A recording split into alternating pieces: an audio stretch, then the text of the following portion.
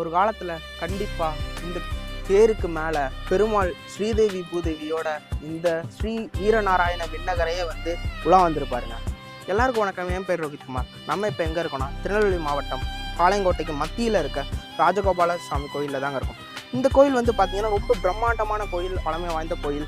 ராஜராஜ சோழன் இங்கே கொடை கொடுத்துருக்காரு. ராஜராஜ சோழன் கீழே நிறைய கல்வெட்டுகள் வந்து இங்கே வெட்டப்பட்டிருக்கு. இந்த கோயிலுக்கு வந்து இந்த வரலாற்றை ரசிச்சுட்டு இருக்கும்போது இந்த கோயிலில் இருக்க ஒரு மூலையில் வந்து இவ்வளோ பெரிய ஒரு வரலாற்று பொக்கிஷத்தை வந்து இந்த மாதிரி போட்டு வச்சுருக்கதை வந்து நான் பார்த்தோன்னே ரொம்ப அதிர்ச்சி ஆகிட்டேன். ஏன்னா இவ்வளோ அழகான சிற்பங்கள் இருக்கக்கூடிய இவ்வளோ பிரம்மாண்டமான ஒரு தேரை வந்து ஏன் இப்படி போட்டிருக்காங்கன்னு சொல்லி ரொம்ப வருத்தமாயிடுச்சு. உங்களுக்கு வந்து இந்த தேரை வந்து தெரியப்படுத்தலான்னா இந்த ஒரு காணொளி.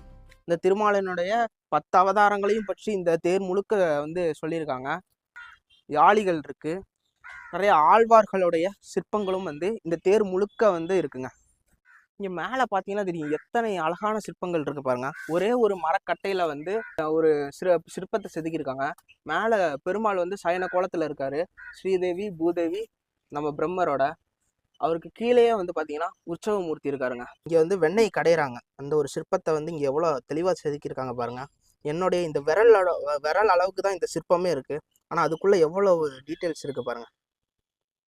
யாரோ ஏதோ ஒரு ஆழ்வாரனுடைய சிற்பமாக கூட இந்த சிற்பமானது இருக்கலாங்க. மேலே வந்து ராமர் இருக்காரு.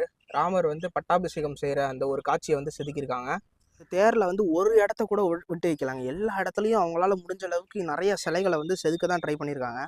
இதை நம்ம பாதுகாக்காம விட்டோம்னா இந்த மாதிரி நிறைய சிற்பங்கள் வந்து காணாமல் போயிருங்க. இங்கே எத்தனை சிற்பங்கள் இருந்திருக்கும்னு நினச்சி பாருங்க. நம்ம இந்த சைடு எவ்வளோ சிற்பங்கள் இருக்கு, அதே நேரத்தில் இங்கே பாருங்க நிறைய சிற்பங்கள் காணாமல் போயிருக்கு. இந்த மாதிரியான ஒரு தேரை வந்து நம்ம அழிய விடக்கூடாது. தயவு செஞ்சு இந்த காணொலியை வந்து முடிஞ்ச அளவுக்கு எல்லாருக்கும் ஷேர் பண்ணுங்க. அப்போனாதான் இந்த மாதிரி அழியிற நிலைமையில இருக்க நம்ம நிறைய வரலாற்று அதிசயங்களை வந்து நம்ம பாதுகாக்க முடியும். இந்த பகுதி மக்கள் வந்து இந்த தேரை வந்து அழிய விடக்கூடாது.